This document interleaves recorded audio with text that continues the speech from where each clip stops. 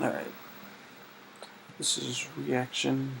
This is reaction video number 3, and we are on the topic of movies. Anyway, um, that session actually was kind of fun. Getting to talk about movies with my grandmother is always with other people, especially my grandmother, was pretty fun.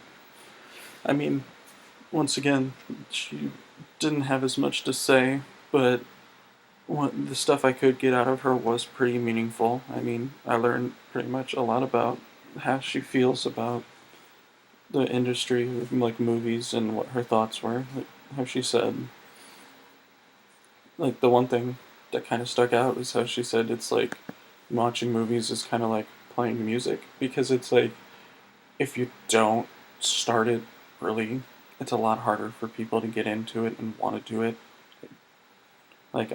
Granted, I started a little later with music, and it took me a long time to want to get into it, but eventually I did.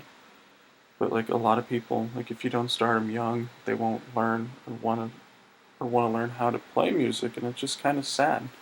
And I feel like that's the same way with movies, because if you don't watch them as a kid, it kind of just like that kind of happens. It turns into you don't go see movies because you never watched them when you were younger, or stuff like that. It's it really sucks to see that's how the society has changed. It's also kind of funny because she points out how things, how your tastes in movies and your thoughts like that change over time, which I found kind of funny, because it's just kind of common sense. The older you get, your tastes and things change normally. Sometimes they don't if you're weird like that. But yeah, because she was saying, she brought up, which I found, this is what I found this really funny, is that when she was, when my uncle was around my age, maybe teenagers, a little younger teenage years, the movie Dumb and Dumber came out, and she hated that movie. She thought it was the worst movie ever. Didn't understand why anybody could like it. And now, all these years later, when the new one's coming out, she thinks it looks really funny and she wants to go see it. I think that's really funny. I don't know why. I just do. The fact that she's just like, no. When she was younger, she's like, no, this movie, and now she thinks it's funny. I don't know why. I find that hilarious. I guess it's just because you'd figure it'd be the opposite. You'd figure that she'd like it when she was younger, and now she wouldn't, because she finds it more sophomoric or puerile, I guess, if that makes sense.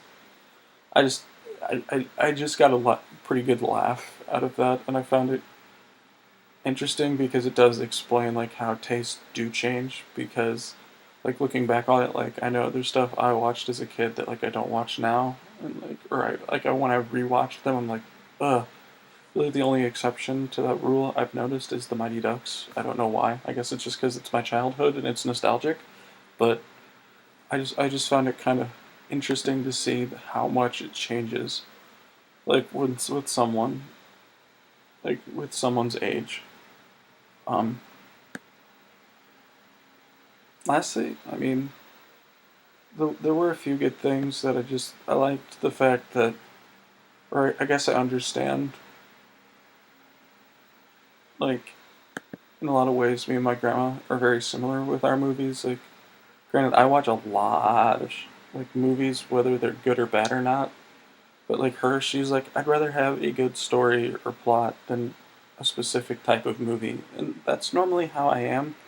Because I'll watch stuff that has that's like a horror movie. I'll watch something that's an intense thriller, but I have to. It has to have a good story, and if it doesn't, eh, it's not as good to me.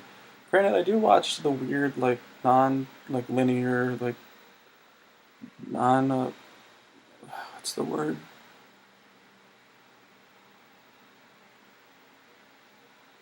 continuity. It's not very continuous. That's why I'm just But it's like at the end of the day, I do like to have some sort of story with it, which I mean, I guess that's kind of cool how me and my grandma relate to that. They're like, we'd rather have a good story than a bad one with a specific type of movie that we enjoy.